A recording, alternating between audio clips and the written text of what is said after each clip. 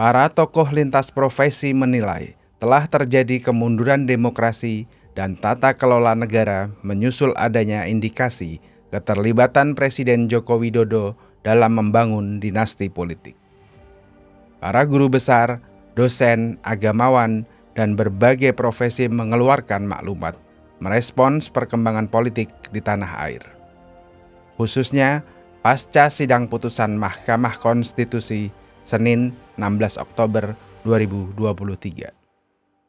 Sejumlah tokoh yang namanya tercantum dalam maklumat tersebut antara lain adalah Todung Mulya Lubis, Pandana Baban, Gunawan Muhammad, Usman Hamid, Mas Ahmad Santosa, Eri Riana, Ulil Absar Abdallah, dan sebagainya. Total ada 215 nama yang terdapat dalam maklumat yang dinamai Maklumat Juanda 2023. Berikut bunyinya. Maklumat Juanda 2023. Reformasi kembali ke titik nol. Mundurnya reformasi ditandai dengan merosotnya demokrasi dan diperburuk oleh fenomena politik dinasti. Reformasi dan demokrasi yang kita tegakkan bersama dalam 25 tahun terakhir dikhianati. Kedaulatan rakyat disingkirkan. Ruang publik dipersempit. Oposisi menjelma aliansi kolusif. Lembaga anti korupsi dilemahkan dan kekuatan eksekutif ditebalkan. Yang menentukan nasib kita adalah kekuasaan pemimpin nasional dan para majikan partai. Penguasa menyalahgunakan demokrasi melalui peraturan perundang-undangan, mulai dari revisi Undang-Undang KPK, KUHP, hingga Undang-Undang Cipta Kerja. Konflik kepentingan pejabat kabinet sangat kuat. Prosedur demokrasi disalahgunakan untuk memfasilitasi oligarki yang lama mengakar di era rezim Soeharto. Penyelesaian pelanggaran HAM berat berhenti di ranah non-yudisial, instan, dan terhalang oleh kompromi politik jangka pendek. Politik dinasti terasa kental ketika presiden menyalahgunakan kekuasaan yang sedang dipegangnya untuk mengistimewakan keluarga sendiri. Anak-anaknya yang minim pengalaman dan prestasi politik menikmati jabatan publik maupun fasilitas bisnis yang tidak mungkin didapat tanpa status anak kepala negara atau anak presiden yang berkuasa. Presiden pun terus bermanuver untuk menentukan proses pemilu 2024 dengan menggandeng kubu politik yang menjamin masa depan sendiri dan dinasti keluarga. Rasa keadilan diinjak-injak. Masa depan bangsa dijadikan permainan kotor. Kami memergoki perilaku politik yang nista dari penguasa dan kalangan atas ini. Ukuran moral tentang yang adil dan tidak adil, yang patut dan tidak patut telah hilang. Perilaku yang nista itu adalah kolusi dan nepotisme yang dirobohkan oleh gerakan reformasi seperempat abad yang lalu. Itu sebabnya di sini kami, sejumlah warga negara dari pelbagai kalangan, bersuara. Indonesia memerlukan politik yang diabdikan untuk kedaulatan rakyat. Kami mendesak para pemimpin bangsa, terutama kepala negara, Presiden Jokowi, agar memberi teladan dan bukan memberi contoh buruk, memperpanjang kebiasaan membangun kekuasaan bagi keluarga.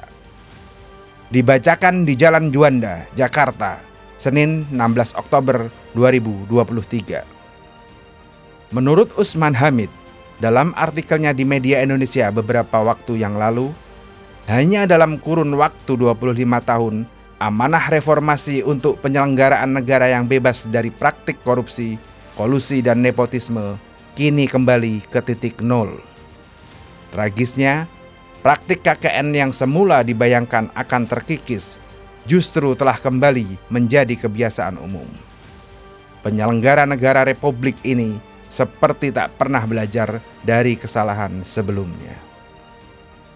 Lebih jauh, Usman mengatakan, 25 tahun silam, Indonesia mengesahkan ketetapan Majelis Permusyawaratan Rakyat Republik Indonesia nomor 11/MPR/1998 tentang penyelenggara negara yang bersih dan bebas korupsi, kolusi, dan nepotisme.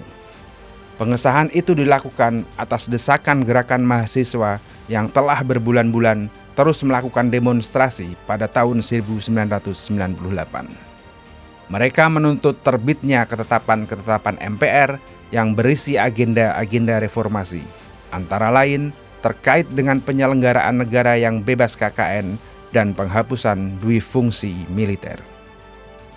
TAP itu mengamanahkan kepada seluruh penyelenggara negara di lembaga eksekutif, legislatif, dan yudikatif untuk melaksanakan tugas dengan baik dan bertanggung jawab kepada masyarakat, bangsa, dan negara. Setiap penyelenggara negara harus bersikap jujur, adil, terbuka, dan terpercaya, serta mampu membebaskan diri dari praktik korupsi, kolusi, dan nepotisme. Maraknya KKN dan penyalahgunaan kekuatan militer sebagai alat politik untuk mengukuhkan kekuasaan juga dijelaskan dalam TAP MPR nomor 5/MPR/2000 tentang pemantapan persatuan dan kesatuan nasional. 3 tahun setelah dimulainya reformasi 1998, pemberantasan dan pencegahan KKN dianggap belum berhasil. Indonesia kembali menegaskan penolakan KKN melalui TAP MPR RI nomor 8/MPR/2001 tentang rekomendasi arah kebijakan pemberantasan dan pencegahan korupsi, kolusi, dan nepotisme. TAP tersebut menegaskan korupsi, kolusi, dan nepotisme yang melanda bangsa Indonesia sudah sangat serius dan merupakan kejahatan yang luar biasa dan menggoyahkan sendi-sendi kehidupan berbangsa dan bernegara. Amanah reformasi itu seharusnya dipatuhi seluruh penyelenggara negara, terutama Presiden Jokowi dan Ketua Mahkamah Konstitusi Anwar Usman. Sebagai penyelenggara negara di lembaga eksekutif dan yudikatif, keduanya harus bersih dari praktik KKN, termasuk konflik kepentingan.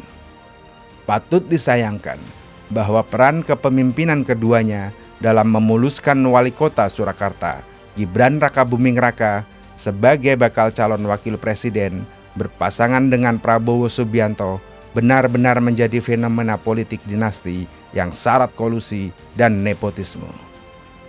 Presiden Jokowi terbukti abai terhadap prinsip meritokrasi dan bahkan nyata-nyata anti-demokrasi.